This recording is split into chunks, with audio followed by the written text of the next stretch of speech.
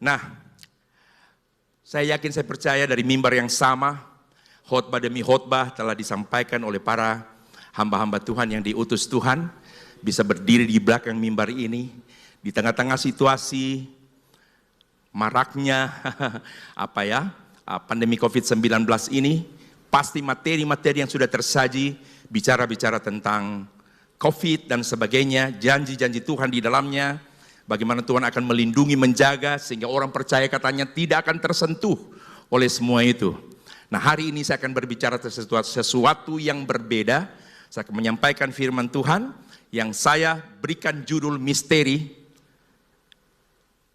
di balik suatu peristiwa. Sekali lagi, itulah tema kita, misteri di balik suatu peristiwa. Nah, kita akan sama-sama membaca Alkitab kita di dalam Yesaya pasal 55 ayat yang ke-8 dan ayat yang ke-9. Yesaya 55 ayat 8 dan 9. Saya biasanya mengajak jemaat berdiri dan kita akan baca dua buah ayat ini. Setelah itu Bapak Ibu bisa duduk kembali. Yesaya 55 ayat 8 dan ayat yang ke-9. Dengan judul firman Tuhan, misteri di balik suatu peristiwa. Kita baca bersama-sama. 2, 3. Sebab rancanganku bukanlah rancanganmu, dan jalanmu bukanlah jalanku. Demikianlah firman Tuhan.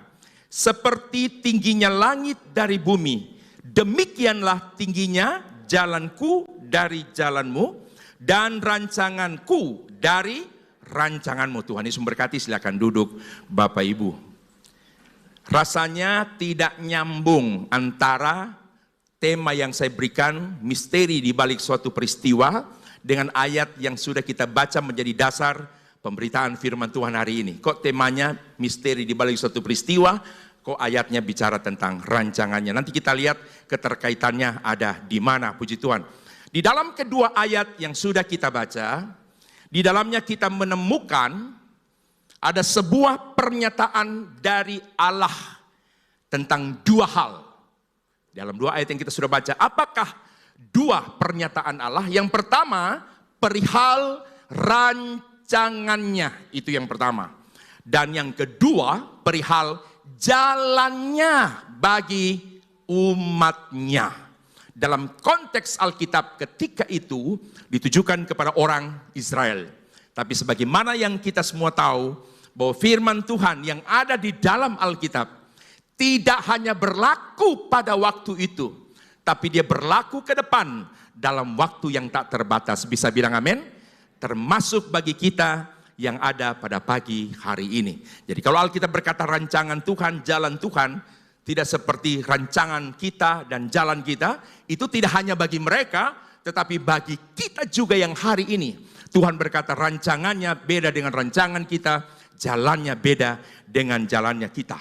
Secara fakta atau realita, apa yang dikatakan di dalam dua ayat tadi sebagai sebuah pernyataan adalah benar. Tidak ada yang keliru di dalamnya. Ketika Tuhan berkata rancanganku bukan rancanganmu, jalanku bukanlah jalanmu. Kalau orang lihat di dalam Alkitab dari berbagai peristiwa, semua yang terjadi adalah benar. Katakan amin. Dan kita dapat menyimpulkan bahwa apa yang terkandung di dalam bacaan firman Tuhan tadi, kita dapatkan bahwa ternyata, coba bilang dulu, ternyata. Yang gagah begitu, bilang ternyata. Coba kalau bilang ternyata mulut jangan langsung tutup. Lihat Pak kita dulu. Ternyata. Marnya ada Pak lihat semua pakai masker. Rancangan Tuhan itu terlalu sempurna di atas torang perancangan. Bilang amin. Dan jalannya Tuhan itu terlalu tinggi di atas torang pejalan. Jadi tentang rancangannya, jalannya, rancangan torang, jalan torang. Rancangan Tuhan terlalu sempurna di atas rancangan kita, dan jalan Tuhan terlalu tinggi di atas jalan-jalannya kita. Sebagai manusia, kita orang harus mengakui bahwa di dalam banyak hal kita tidak dapat mengerti apa sesungguhnya yang menjadi rancangan Allah dalam masing-masing pribadi kita, khususnya sebagai orang yang percaya. Dalam banyak hal, orang tidak bisa mengerti. Ada banyak peristiwa-peristiwa yang terjadi, yang berlangsung, yang orang alami secara pribadi. Kalau mau ukur dari akal sehat, mau ukur dari sisi manusia normal, susah dan sulit untuk orang bisa terima dari peristiwa-peristiwa yang terjadi. Kenapa sulit dan susah untuk bisa diterima secara akal sehat? Karena apa yang terjadi bertentangan dengan apa yang menjadi torang pemau. Banyak kali Tuhan izinkan sesuatu terjadi, dan yang terjadi itu bertentangan, bertolak belakang dengan apa yang menjadi kehendak daripada kita. Nah, sebagai manusia normal, karena yang terjadi di luar kehendak kita, yang oleh akal sehat sulit untuk orang terima, sebagai manusia normal, orang punya rasa ingin tahu yang dalam. Sehingga ada upaya untuk orang mau berusaha, mau mencari tahu apa gerangan yang menjadi rancangan Allah di balik peristiwa-peristiwa yang terjadi dalam tanda kutip yang bertentangan dengan torang pemau, dengan torang kehendak. Torang ingin tahu apa sebenarnya di balik semua ini. Tetapi nanti pada akhirnya, pada satu titik, pada satu waktu, ketika mana rancangan Allah yang sempurna itu terrealisasi, ketika jalan Tuhan yang terlalu tinggi itu terrealisasi dalam hidup orang secara sempurna, barulah orang mengakui dan menyadari ternyata rancangan dan jalan Tuhan atas torang begitu indah dan sangat mengagumkan. Coba bilang, ternyata rancangan Tuhan bagi saya. Yang keras bilang, indah dan mengagumkan.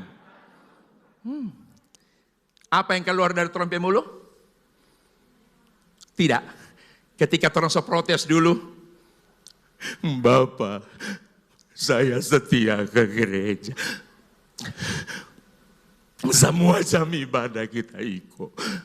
Di tengah pandemi ibadah cuma 1 kali, kita datang 3 kali. Kurang apa leh? Bayangkan tidak ada jam ibadah, dia datang ibadah sendiri. Kita bapak-bapak setia sekali kita. Kurang ibadah apa yang kita jadi ikut, sedangkan ibadah wanita kita ikut. Ini dia mau klaim janji Tuhan ini. Kita lihat orang tua. Masih bagus kalau suara begini. Ini masih umur-umur 40 ini. Tapi kalau sudah setengah opah, kita sudah tua. Hele ibadah sekolah minggu lagi kita ikut. Mau bikin apa kalau sebegini?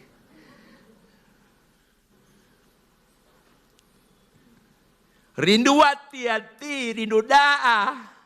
Mau nato gereja? Nah, ini orang Gorontalo. Patay longola. Lalu kenapa semua ini terjadi? Orang so terlanjur waktu tadi belum terrealisasi janji sempurna dari Allah. Orang mungkin so protes Tuhan. Kalau ibu-ibu bilang, katanya rancangannya sempurna. Mana buktinya saya mengalami semacam ini? Mana janjimu? Itu ibu-ibu. Kan tidak mungkin ibu-ibu, mana janjimu?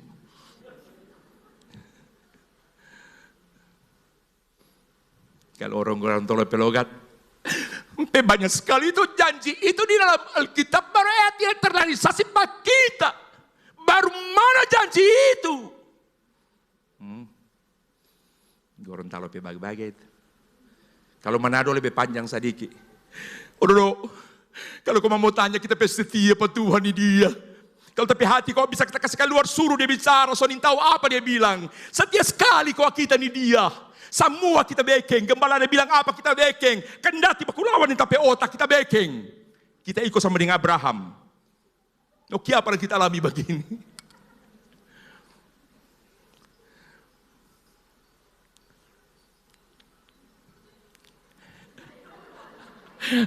Saya tidak marah kalau saya khotbah ada ringtone yang berbunyi. Karena saya pernah satu kali, saya berdiri khotbah, saya bilang, saudara, mari kita sepakat, silentkan HP-mu, diamkan, atau pakai mode pesawat, kek, mau apa caranya, atau lebih rohani lagi matikan. Kita mau serius dengar firman Tuhan. Sementara saya khotbah, HP saya bunyi. Ya itu gara-gara tadi mau khotbah, saya ke toilet dulu. Ada hal penting yang saya ingin tahu.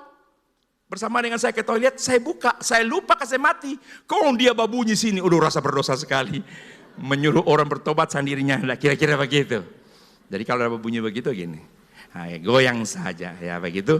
Tapi maksudnya setelah itu disilentkan gitu. Jangan yang lain baku iko, puji Tuhan dia nyak marah babunyi, kasih hidup. Nyanda bukan gitu lebih maksud. Saya hamba Tuhan yang tidak pernah menyinggung. Puji Tuhan. Oke, puji Tuhan ya. Ada sukacita? Ketika rancangan Allah menjadi sempurna, sementara orang terlanjur menilai dan menempatkan Allah layaknya sebagaimana orang manusia yang bisa lalai dalam janji. Kalau orang Jawa bilang, lo janjimu itu lo dalam Alkitab terlalu mulus. Lawang sampean janji. Terus di jawabannya, kenyataannya lo ndi itu mana? Lo aku iki lo setia nang gereja. Apalagi sing khotbah iku pendeta sing ganteng sita iku Herman Pangalo cenenge. Apalagi khotbah pendeta Herman maksudnya. Lah aku seneng nek khotbah 2-3 jam aku iki betah. Ono apa? Lucu. Nah, ini yang bahaya untuk kita orang begini. Pulang-pulang jemaat kesan cuma lucu. Di Manado, pendeta Max Bolang khotbah. Dia nyada lucu, cuma ini bicara tentang keseriusan jemaat dengar firman. Nggak tahu ini satu ibu ini, dia bikin apa sementara firman berkhotbah. Pulang-pulang, dia laki setengah malam masih bapaku-paku, dia tahu bikin apa, nyapikir KKR. Pulang-pulang, dia suami bilang begini, banyak orang datang? Banyak sekali. Iyo, di lapangan? Banyak. Bagus? Bagus sekali. Makanya ngana kuat, kalau ada KKR begini datang. Ngana cuma paku tuh dia. Datang ngana supaya diberkati orang. Kau dia bawa tentang apa? Kalau nyanda salam. Rupi bagus sekali kok itu dia. Iyo maksudnya dia bawa tentang apa? Kalau nyanda salah kok dia bawa apa setelah itu. Bagus sekali no.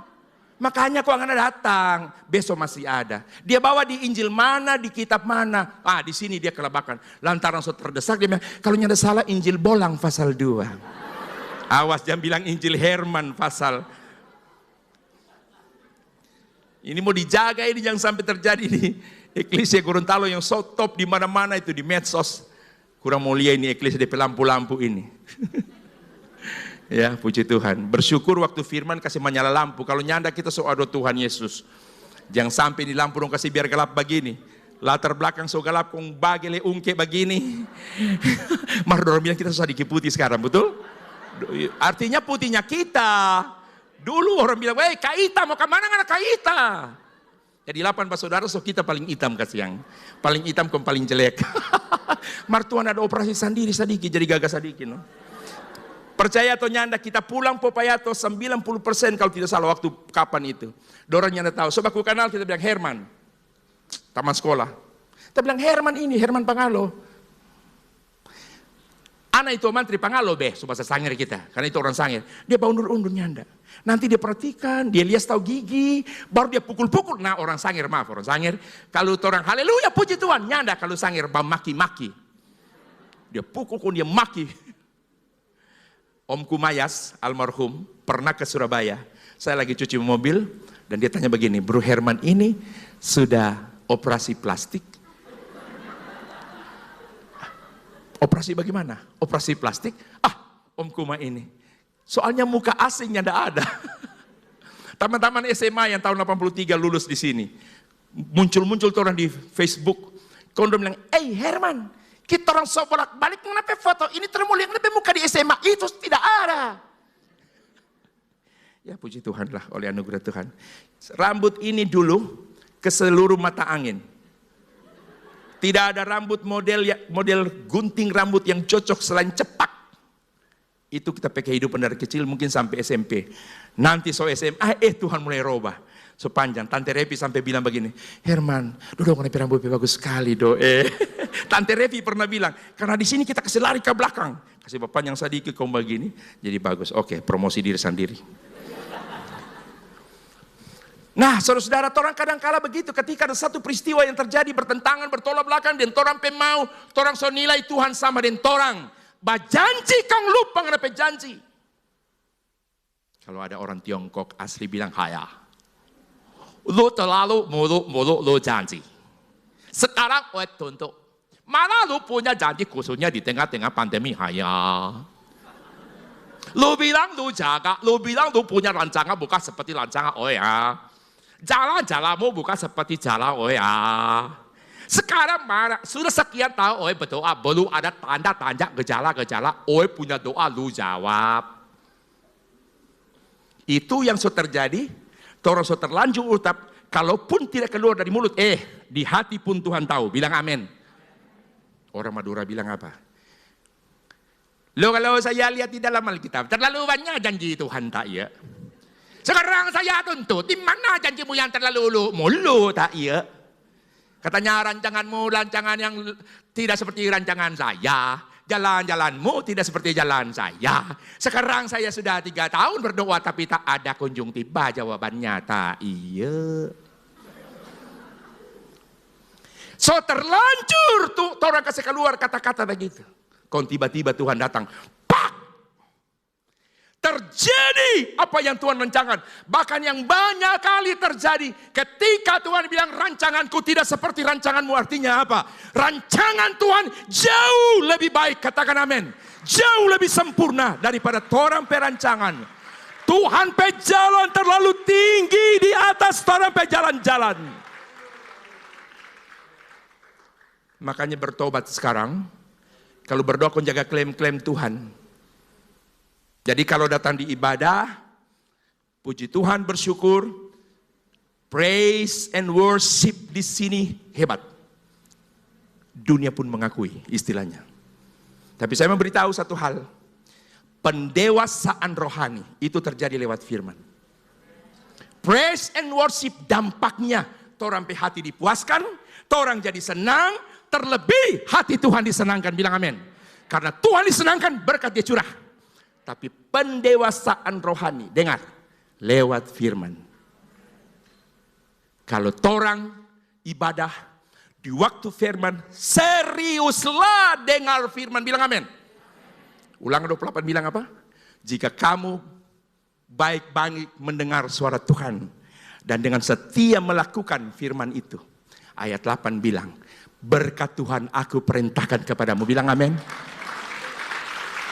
Tidak peduli orang di kota, tidak peduli orang di desa, tidak peduli apa orang bentuk usaha, mau toko emas, mau bakulan, mau jual di pasar, Tuhan pasti berkati. Sesuai jalur. Jadi kalau firman Tuhan begini dengar baik-baik. Makanya di dalam Hosea 4 ayat 6 bilang apa? Umatku binasa karena tidak berpengetahuan. Pengetahuan apa? Firman. Itu yang berdoa model tadi. Mana Tuhan berjanji? Saya bisa pastikan orang itu belum mengerti banyak tentang firman. Kalau dia mengerti Allah, dia tahu cara kerja Allah lewat firman Tuhan. Nyala akan keluar kalimat itu. Sampai ada kalimat berkata begini, kalau orang alami persoalan, jangan tanya, kenapa Tuhan? Kenapa tuh? Kenapa? Robah, ada apa? Coba bilang, ada apa Tuhan? Kalau kenapa, terkandung unsur di dalamnya. Orang posisikan Tuhan. Mungkin terlalu berlebihan kalau saya bilang seperti torang. Tapi paling tidak sudah ada unsur itu. Seolah-olah ada sedikit kemungkinan Tuhan berjanji dan bisa ada kemungkinan sedikit pun ingkar. Tapi sampai hari ini dan sejauh ini yang saya mau beritahu, Tuhan yang aku percaya, Yesus namanya, satu pribadi yang setia dalam janjinya, katakan amin. Torang peguh, torang punya pengharapan kepadanya. Karena Dia yang menjanjikannya adalah setia. Luar biasa sekali. Jadi ada banyak peristiwa yang terjadi pada orang hidup. Secara akal tidak bisa diterima karena bertentangan dengan akal sehat. Sebagai manusia normal, orang berusaha untuk mencari tahu apa sesungguhnya rancangan Allah di balik semua peristiwa yang bertentangan dengan kehendakku.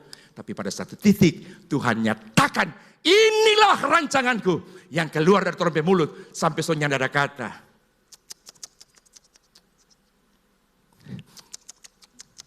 Dua, tiga.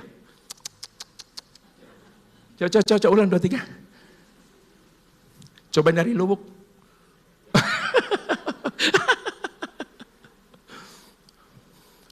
Pernah anda alami begini? So terlanjur menilai Tuhan seperti tadi.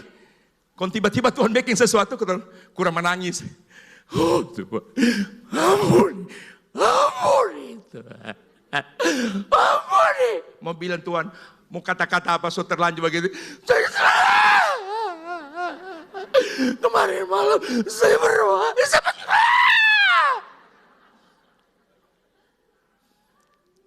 Bagaimana? Saya begini ini ikut Bapak Gembala. Dulu dia ikut saya, sekarang saya ikut dia. Haleluya. Mau hidup dalam rancangan Tuhan? Mau hidup dalam jalannya Tuhan? Percaya satu waktu nanti rancangan Tuhan akan terrealisasi sempurna? Terkait dengan apa yang sudah saya kemukakan, saya akan mengangkat 2 contoh konkret yang terdapat di dalam Alkitab. Saya minum dulu. Biasanya sinetron ada iklan. Aqua, ding ding ding ding ding ding, aqua.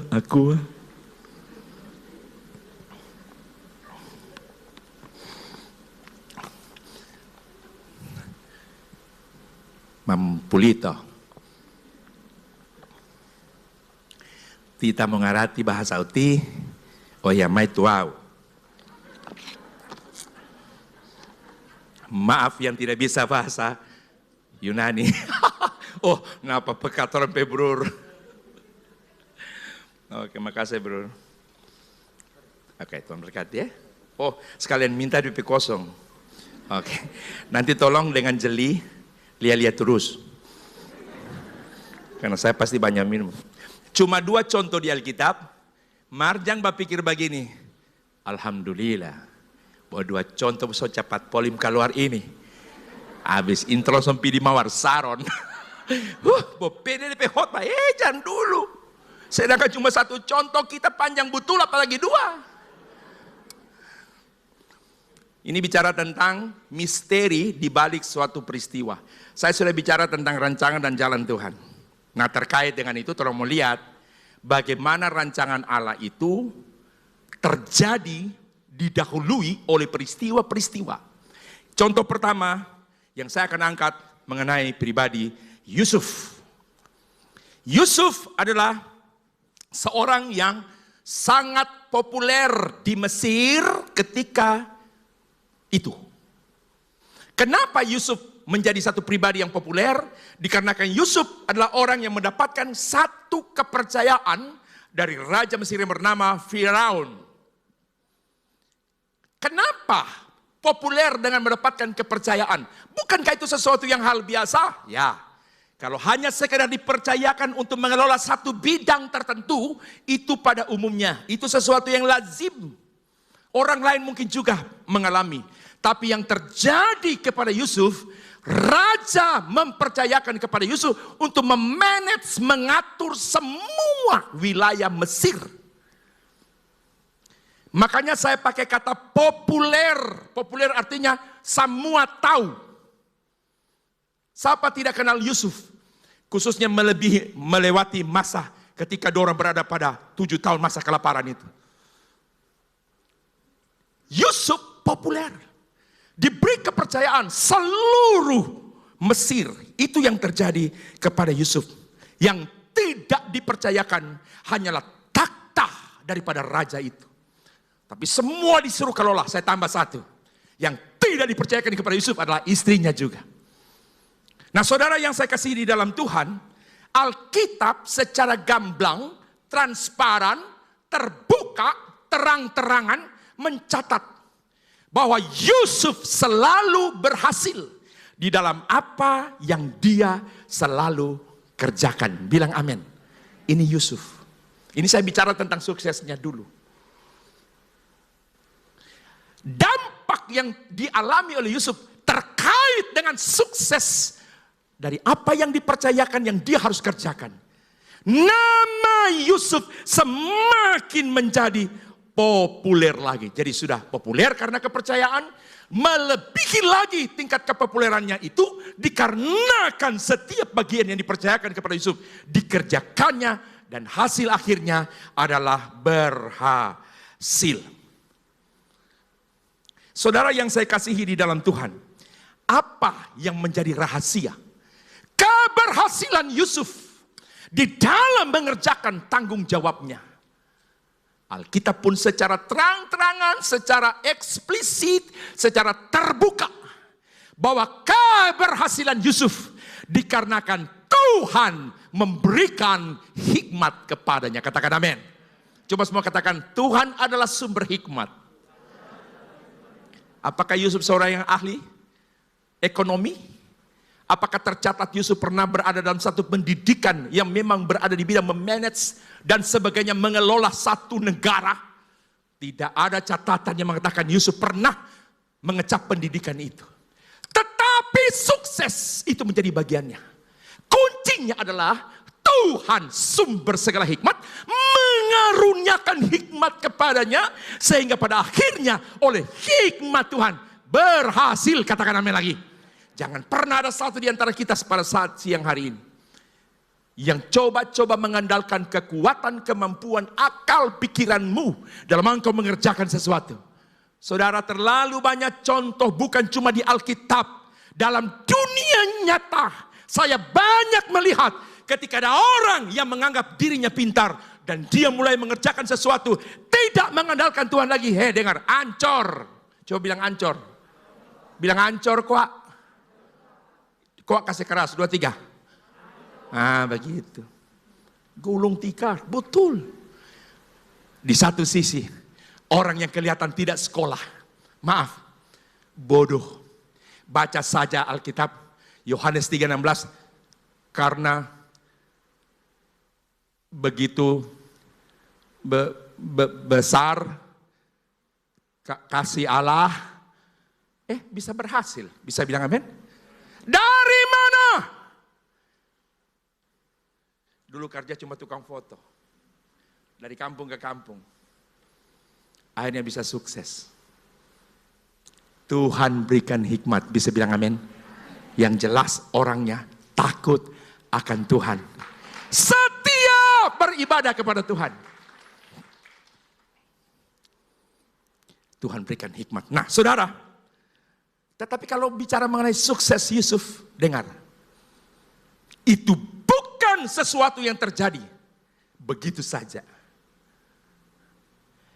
Kisah hidup sukses Yusuf bukan sesuatu yang otomatis terjadi dalam kurun waktu pendek singkat lalu terjadi. Atau katakan saja ini merupakan sesuatu yang dianugerahkan.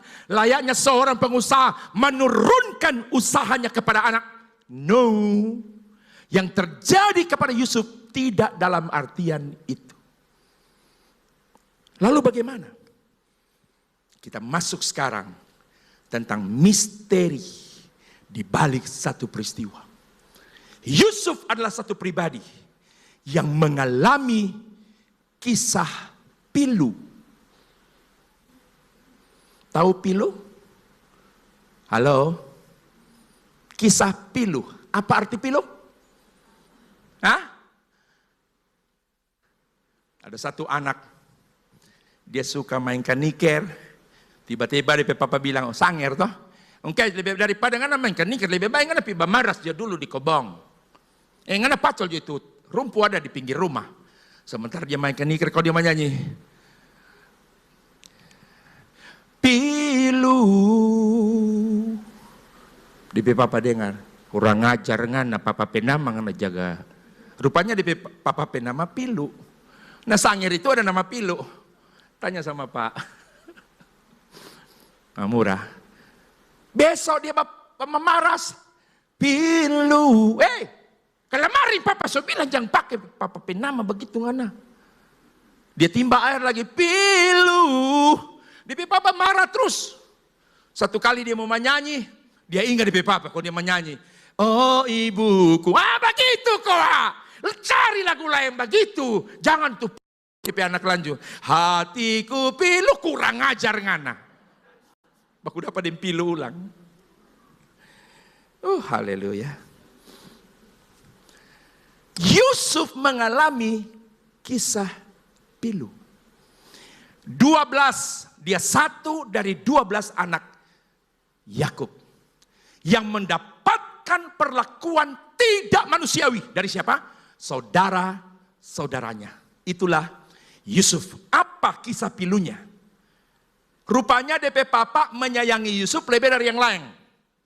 Entah apa kelebihannya, memang tidak tercatat. Di mata 11 anak yang lain, DP Papa pilih kasih. Cemburu datang. Jadi bermula dari cemburu. Karena cemburu sudah ada dan ini mungkin berlangsung lama, maka cemburu dia berada pada tingkat lagi, setingkat dari itu, tidak suka. Dalam kurun waktu tertentu, tidak suka menjadi benci. Dalam kurun waktu tertentu, benci berubah menjadi akar pahit. Setelah sampai pada tahap kepahitan, tinggal menunggu buah. Benar, dorang buang Yusuf ke dalam sumur. Bagian dari kisah pilu Yusuf, dorang buang. Setelah dibuang, rupanya di antara dorang yang 11 ada otak bisnis. Dorang bilang, di Mesir kan ada pasar budak. Saudagar-saudagar, pedagang-pedagang jaga lewat sini naik unta. Bagaimana kalau kita ambil saja dia kontrol jual? Dorang bilang, oh iya. Dorang ambil Yusuf dari sumur, jual kepada para saudagar. Objek transaksi jual beli Yusuf. Saudagar jual di penadah Mesir. Biasanya orang dari Kobong, orang beli barang di Kobong, orang beli, orang bawa di pasar ada penadahnya, baru orang jual. Kira-kira Yusuf jadi begitu. Jadi saudagar beli, dibawa ke penadah di Mesir menjual Yusuf di pasar budak. Dan itu sudah transaksi kedua kali. Transaksi ketiga kali ketika Potifar, kepala istana, membeli Yusuf menjadi budak. Saya katakan sebetulnya Yusuf, dia tidak hanya menjadi satu pribadi yang kehilangan harga diri karena dibenci oleh saudaranya, dibuang ke dalam sumur. Tapi dia mengalami yang namanya kehilangan hak hidup. Kapan? Ketika Yusuf berada pada posisi budak. Di masa itu seorang budak dibunuh sekalipun oleh sang majikan. Tidak ada hukum yang bisa menjerat majikannya untuk masuk penjara. Jadi seorang budak adalah seorang yang kehilangan hak hidup. Nah saudara yang saya kasih dalam Tuhan, jadilah Yusuf menjadi budak kepada Potifar. Tidak lama berselang, Yusuf difitnah. Siapa yang memfitnah? Istri Potifar. Alkitab mencatat Yusuf wajahnya yang begitu mulus, ganteng itu. Rupanya istri Potifar tergoda. Singkat cerita, seharusnya yang melakukan tindakan itu adalah istri Potifar. Yang merayu dan mengajak Yusuf untuk tidur dengan dia.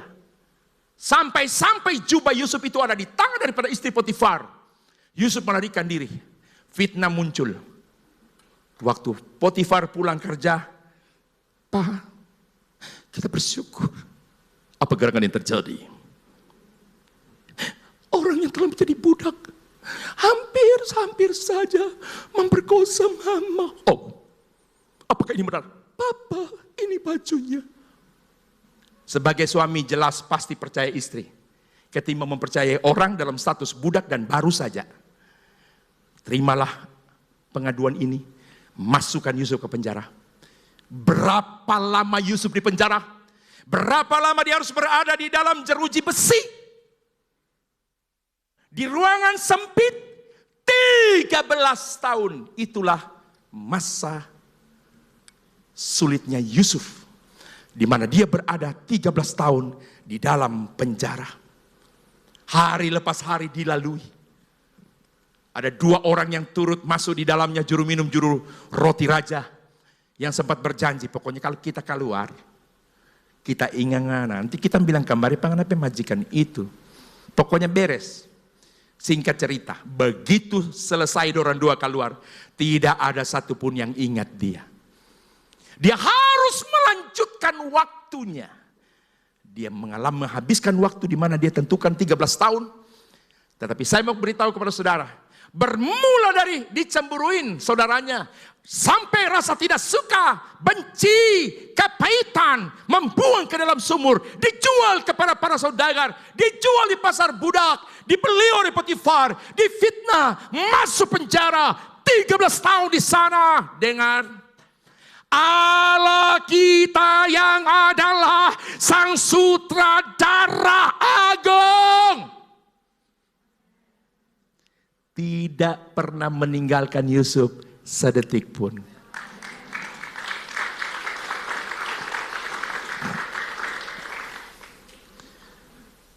Coba bilang Yesus.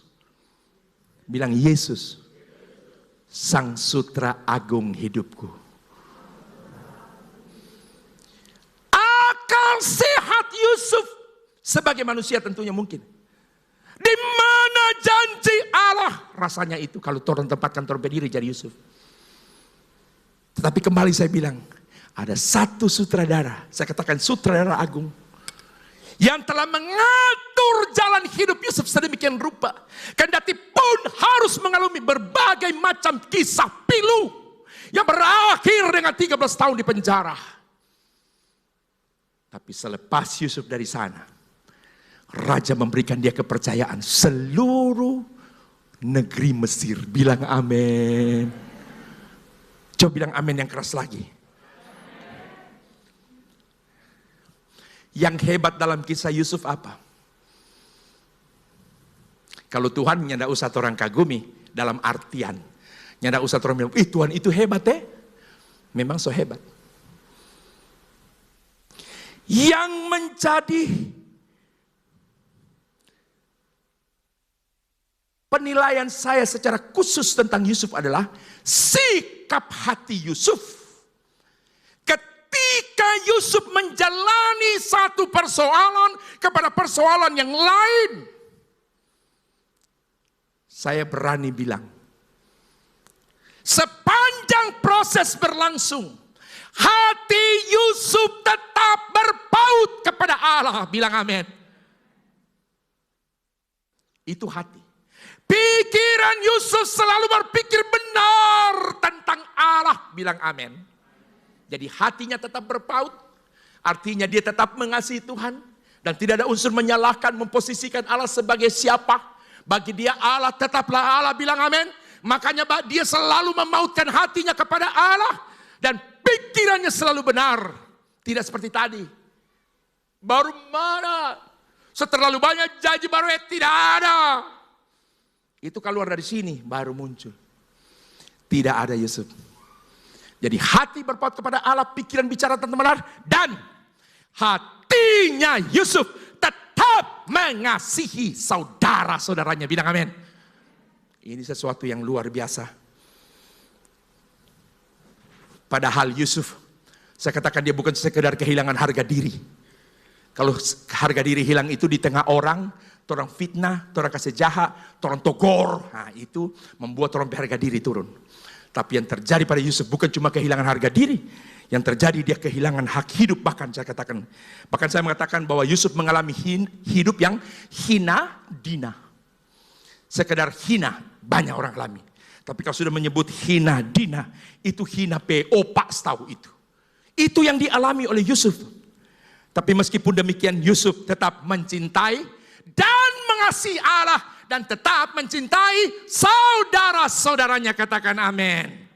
Itulah dasar yang membawa Yusuf menjadi seorang yang besar, populer, tenar, berpengaruh, menjadi satu pribadi yang dihormati. Kesimpulannya tentang Yusuf ini, tanpa diketahui Yusuf sebelumnya, bahwa ternyata semua persoalan, mulai dicemburui, tidak disukai, benci, pahit, dibuang ke dalam sumur, jual kepada para saudagar, dijual di pasar Mesir, dibeli oleh Potifar, difitnah oleh istri Potifar, kemudian dipenjarakan. Lewat semua itu, tanpa diketahui Yusuf sebelumnya, walaupun saya katakan hatinya tetap berpaut, tapi ada hal yang Yusuf tidak tahu. Hasil akhirnya apa? Saya yakin Yusuf tidak tahu. Endingnya bagaimana? Yusuf tidak tahu. Yang dia tahu, hati saya tetap mengasihi Tuhan. Bilang amin. Itu yang dia tahu. Tapi apa hasil akhir? Itu yang dia tidak tahu. Nah, saya katakan semua persoalan kisah pilu tadi itu ternyata semua ada di dalam rancangan Allah untuk diri Yusuf. Bilang amin. Terlalu susah rasanya mau kasih habis waktu sekian lama mau menantikan terrealisasinya janji Allah yang sempurna dalam hidup orang.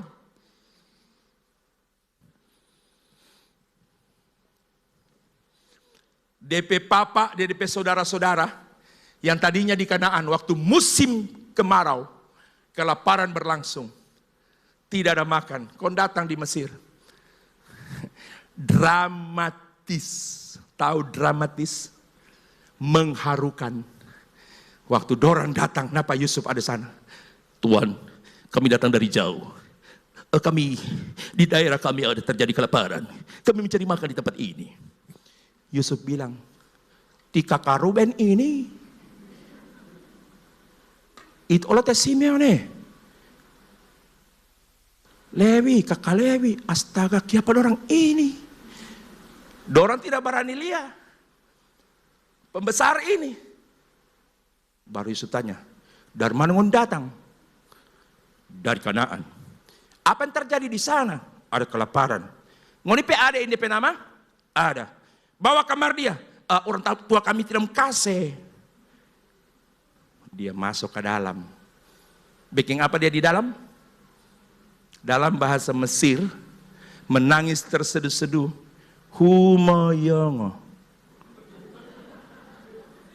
Tahu Humayongo?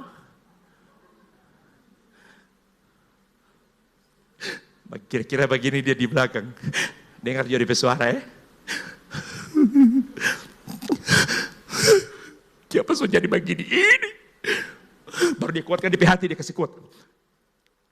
Kita sudah bilang penghuni tadi, bahwa kamar itu ada itu. Sesungguhnya orang tua kami tidak mengizinkan dia. Makanya kami datang hanya kami ini saja. Balik lagi. Hati Allah. Tahu hati Allah? Begini orang ini. Baru mulai sedikit demi sedikit. Ketika semua sudah terbuka. Dorang tahu ternyata ini Yusuf yang dorang benci. Yang dorang tidak suka. Yang sampai kepada kepahitan. Yang dorang buang ke dalam sumur, jual pada para saudagar, dijual di pasar muda, dorang nintau sonapa DP orang.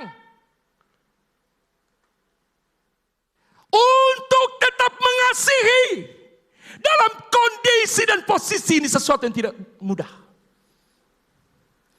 Makanya orang perlu ada Yesus pada orang hati. Kalau orang baru orangnya togor baku dapa, pulang dari gereja begini, terus begini. Dia tidak sempat karena dia mungkin berpikir lain. Tapi waktu kita bikin begini, Pak, dia lihat Pak kita, dia nyerah balas. Kita suka begini. Dia cuma tre-tre. Kita rasa ada sesuatu itu. Sakitnya hati ini.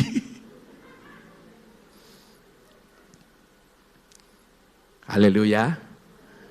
Tadi saya tanya pada Bapak Gembala, karena di Jawa ibadah dibatasi 1 jam. Di tengah-tengah pandemi ini. Pak Gembala bilang, tidak ada batas waktu. Nah, bebas kita. No rasa akang ini Pak Gembala. Jadi Pak Gembala yang bilang nih boleh robah. Apalagi Gembala ada begini. Suka-sukanya saya. Saya akan khotbah 2 menit saja. Kalau khotbah cuma sabda pendek, tapi ini ada DP nada. Nada dan sabda jadi panjang. Oke, puji Tuhan. Jadi, dorang hidup di Mesir karena Yusuf. Hebatnya lagi, lewat orang yang dorang buang ini, dorang hidup di Mesir dengan fasilitas yang diberikan oleh Firaun. Bilang amin lagi. Rancangan Tuhan terlalu sempurna di atas orang perancangan. Tepuk tangan bagi Allah kita. Jalan-jalan Tuhan terlalu tinggi di atas jalan-jalan kita. Yusuf bilang, semua ini dalam rencana Tuhan. Ngoni buang pak kita sini justru karena ada rencana Tuhan. Supaya melalui kita hidup bisa jadi baik. Bisa bilang amin? Oke, kita masuk pada contoh yang kedua. Saya percepat saja di sini. Pribadi yang kedua adalah Daud. Daud adalah raja tersohor. Nah, kalau tadi Yusuf seorang populer, saya pakai kata tersohor. Kenapa Daud tersohor? Karena prestasi kepemimpinannya atas Israel. Itu tersohornya dia. Nah, terlepas dari sukses atau prestasi dalam hal dia memimpin bangsa Israel, ternyata Daud ini punya sesuatu yang punya nilai rohani. Artinya apa? Daud adalah seorang yang mengasihi Tuhan. Satu pribadi yang sungguh-sungguh mencintai Tuhan. Katakan amin. Ada pernyataan-pernyataan Daud di sini. Saya bicara dulu tentang dia punya sukses. Mazmur 84 ayat 11. Ini pernyataannya tentang dia mencintai Tuhan. Sebab lebih baik 1 hari di pelataranmu daripada 1000 hari di tempat lain. Bilang amin dulu. Lebih baik berdiri di ambang pintu rumah Allahku daripada diam di kemah-kemah orang fasik. Mazmur 27 ayat yang keempat. 1 hal telah kuminta kepada Tuhan, itulah yang kuingini. Diam di rumah Tuhan seumur hidupku, menyaksikan kemurahan Tuhan dan menikmati bait-Nya. Satu pribadi yang begitu mencintai Tuhan sehingga sukses dalam kepemimpinannya. Tidak hanya kepada kesuksesan dalam memimpin Israel, tapi Daud menjadi orang yang sangat-sangat diberkati oleh Tuhan secara materi. Saya pernah pakai kalkulator menghitung kekayaannya. Rasa-rasa kalkulator hampir kehabisan angka untuk mengetahui berapa kekayaan Daud kalau kita rupiahkan saat ini juga. Nah, saudara yang saya kasih di dalam Tuhan. Tapi kembali saya mau katakan, bagai Yusuf tadi suksesnya itu bukan satu kehidupan yang otomatis terjadi. Satu hal yang hanya dianugerahkan, tidak. Hal yang sama juga terjadi kepada Daud. Bukanlah sesuatu yang terjadi secara otomatis juga. Tapi Daud dia pernah mengalami satu kehidupan yang lebih kurang sama daripada apa yang dialami oleh Yusuf. Kalau tadi Yusuf 1 dari 12. Nah, Daud 1 dari 8 bersaudara. Ketika Tuhan suruh Nabi Samuel pergi ke Bethlehem. Cari seseorang di sana untuk menggantikan Saul yang sudah ditolak oleh Tuhan. Sudah tahu, Samuel bilang begini, kalau Saul tahu dan dia tahu, saya punya tujuan untuk mencari seseorang menjadi raja, apakah dia tidak akan bunuh saya? Tuhan bilang, bawa jodomba, bilang mau persembahkan korban, padahal tujuannya mau mencari seseorang. Ada keluarga Isai, ketemulah Isai dengan Samuel. Samuel katakan, bawa keluargamu ke tempat di mana aku akan mempersembahkan korban. Waktu datang dari 8 anak cuma 7 yang ada. Isai dengan 7 anak lain. Saudara, singkatnya, satu demi satu lewat di muka Samuel. Tuhan bilang bukan ini orangnya. Yang kedua bukan ini orangnya. Terus sampai yang ke-6, sampai ke-7. Akhirnya Samuel tanya, Yakub, inikah semua anakmu? Yakub bilang, masih ada, tapi ada di padang. Ada kasih makan kambing domba. Saudara, di mana saya katakan dia mengalami perlakuan yang berbeda. Saudara coba perhatikan, dalam acara yang mereka lakukan, Daud berada di padang. Ini satu indikasi di mana Daud mengalami perlakuan yang berbeda dari orang tua dibandingkan dengan yang 7 lainnya. Nah, ini yang terjadi kepada Daud. Tapi pada akhirnya karena semua tidak ada dari ke-7, Samuel suruh memanggil Daud. Daudnya datang. Begitu Daud memasuki lokasi dengan jubah gembala, tidak pikir panjang, dan akhirnya Samuel berkata begini, inilah orangnya. Tuhan katakan pada Samuel, bangkitlah, urapilah, inilah dia. Katakan amin. Dan akhirnya Daud menjadi raja atas Israel. Dari 2 kisah yang sudah kita dengar, baik Yusuf maupun Daud, Tuhan ajar semua orang supaya apa? Belajar sabar, bilang amin. Belajar tekun, katakan amin. Belajar tekun menanti apa? Janji Tuhan akan rancangannya yang sempurna sampai janji dan rancangan Allah terrealisasi di dalam kehidupan kita. Yang harus orang pegang adalah tidak ada satu janji Allah yang akan teringkari. Katakan amin. Semuanya pasti akan digenapi oleh Tuhan. Adakah di antara orang hari ini yang sedang mengalami kisah pilu? Yang merasa seperti tidak disukai oleh orang, bahkan bagian keluarga? Apakah di antara kita ada yang dibenci oleh keluarga? Bahkan mungkin ada di antara kita dorang sampai pada tingkat kepahitan terhadap orang. Sementara orang sendiri menjalani hari-hari hidup bersama dengan Tuhan. Saya hanya mau katakan tekun saja. Minta kekuatan dari Allah lewat Roh Kudus. Saya yakin apa yang Tuhan buat kepada Yusuf, apa yang Tuhan buat kepada Daud, Tuhan pun akan melakukan kepada kita semua yang ada pada pagi hari ini. Katakan amin. Rancangan Tuhan indah. Rancangan Tuhan mengagumkan atas kita. Kuncinya, hiduplah sebagaimana Yusuf. Tetaplah hidup ini berpaut kepada Allah. Berpikirlah benar tentang Allah. Tetaplah mengasihi sesama. Maka segala janji Tuhan, rancangan Tuhan akan terjadi secara sempurna. Mari kita bangkit berdiri. Kita nyanyi itu lagu, Indah Rencanamu.